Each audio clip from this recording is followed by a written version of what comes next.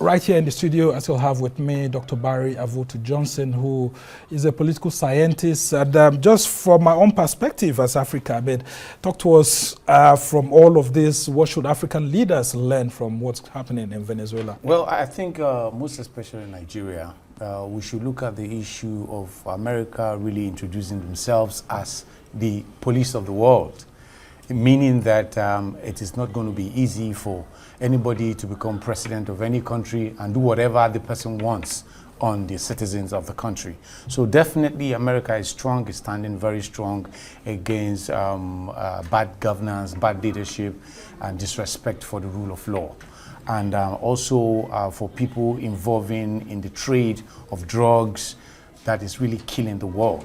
So if America is getting up to say this is what we want to do, I think kudos to Donald Trump, and we look up to other countries in Africa that should do the best and the right thing at the right time for the good of their country. Yeah, I mean, Trump mentioned something that we're losing lots of human beings across the world. He didn't really like what was happening. And so these cartels and then, of course, the issues of drugs and all of that made him to actually explore this. And then he now went on to say that, look, he's been helping to install governments in Honduras, in Chile, and all of that.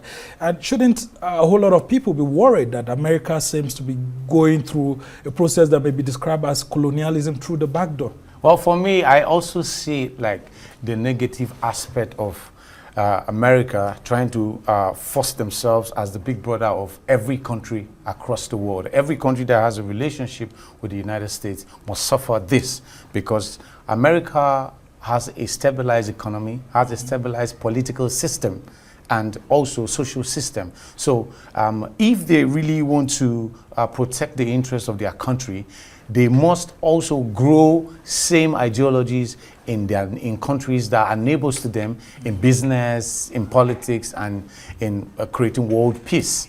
So basically, I think America, like I said before, is on the right track.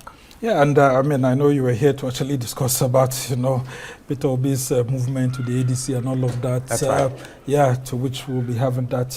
But talk to us about what Nigerian politicians should learn from those who are elected, who get into government and have this monarchical complex, thinking that everything starts and ends with them at, should we call it the Oval Office or Aso Rock, all of that. I mean, so there's a bigger policeman who watches, I mean, over everything across the world. And well, I always say this, that Nigeria is a country where we, the citizens, are not playing our role very well.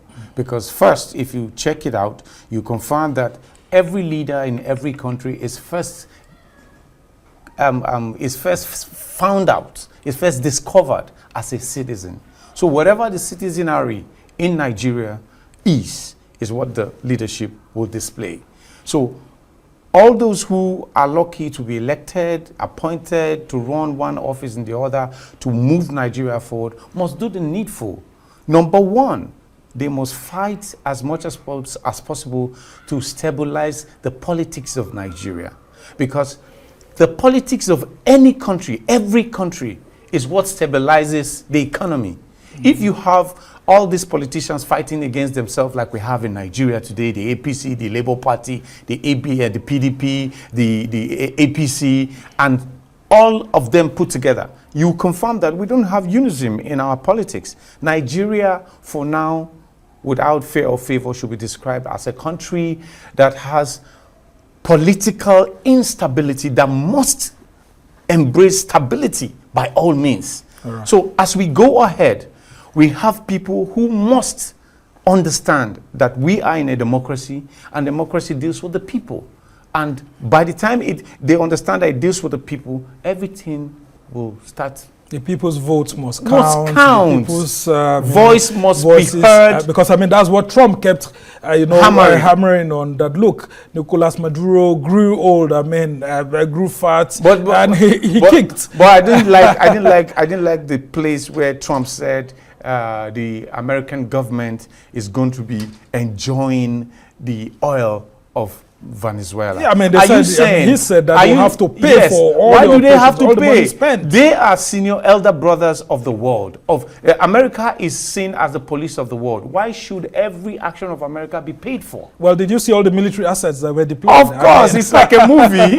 It's like a movie already.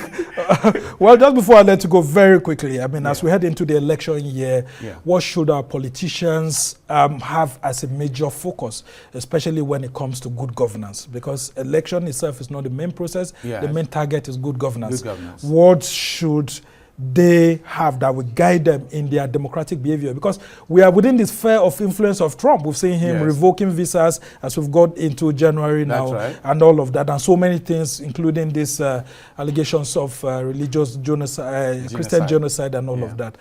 So they are within the sphere of influence of Trump. What should we do to ensure that, I mean, he doesn't continue to shine his touch? I think, like I said earlier, the citizens of Nigeria has to play their role. And their role is to do the needful. The needful is to vote the right people. Like, if we play back the video of the activities of electioneering in Nigeria to 2023, you saw the Peter Obi, you saw the Atiku, you saw all these people. What difference are they bringing? They are these same people coming with lies. These same people bringing out issues that have nothing to do with governance. So the Nigerian people must shine their eyes, focus on the ball, and vote the right people in office. All right, we must thank you so much. Dr. Barry Avotu Johnson is a political scientist. He's also the National Deputy Youth Leader of the Labour Party. Then, of course, he's also coordinator of the Votes Must Count international initiative and all of that. We must thank you so much for joining us to take a look at all of this. Well, that's the much we can take on this special edition of This Week. Thanks to our production team here in Abuja, Lagos, and London. Do join us same time next week for another exciting edition. I'm Sam Nasango.